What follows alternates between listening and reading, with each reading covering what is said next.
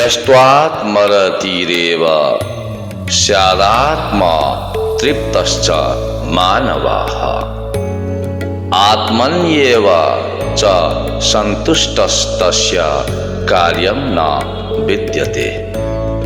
परंतु जो मनुष्य आत्मा में ही रमण करने वाला और आत्मा में ही तृप्त तथा आत्मा में ही संतुष्ट हो सके, उसके लिए कोई कर्तव्य नहीं है। नैव तस्य कृतेनार्थो न कृतेनेह कश्चन न चास्य सर्वभूतेषु कश्चित् अर्थ व्यपाश्रयः। उस महापुरुष का इस विश्व में न तो कर्म करने से कोई प्रयोजन रहता है और न कर्मों के न करने से ही कोई प्रयोजन रहता है, तथा संपूर्ण प्राणियों में भी इसका किंचित मात्र भी स्वार्थ का संबंध नहीं रहता। तदस्मात् असक्तः सततं कार्य कर्म समाचर असक्तो याचरन् कर्म परम आपनोति पुरुषः। इसलिए तू निरंतर आसक्ति से रहित होकर सदा कर्तव्य कर्म को भलीभांति करता रहा, क्योंकि आसक्ति से रहित होकर कर्म करता हुआ मनुष्य परम आत्मा को प्राप्त हो जाता है।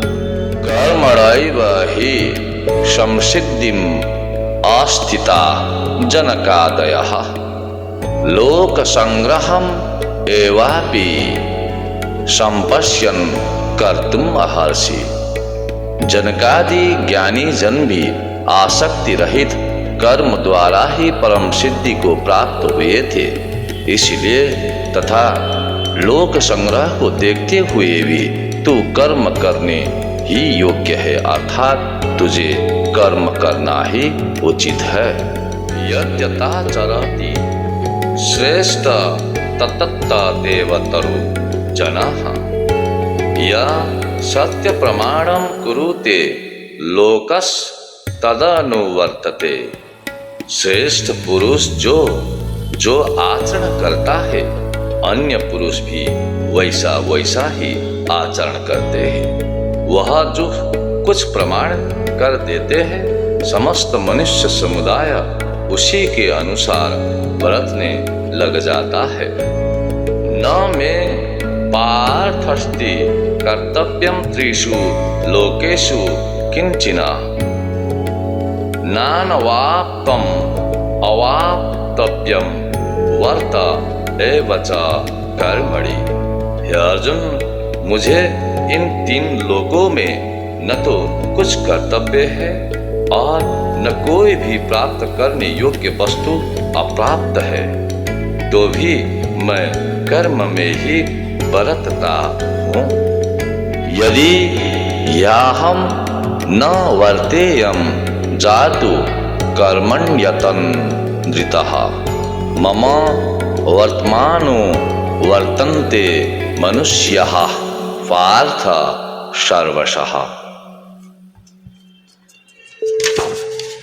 क्योंकि हे पार्थ, यदि कदाचित मैं सावधान होकर कर्म में न बरत दूं तो बड़ी हानि हो जाए, क्योंकि मनुष्य सब प्रकार से मेरे ही मार्ग का अनुसरण करते हैं। उत्सीदेयुरिमे लोका न कुर्याम कर्म चेदहम शंकरस्य च कर्ता श्यामो पहन्या मिमाः प्रजाः।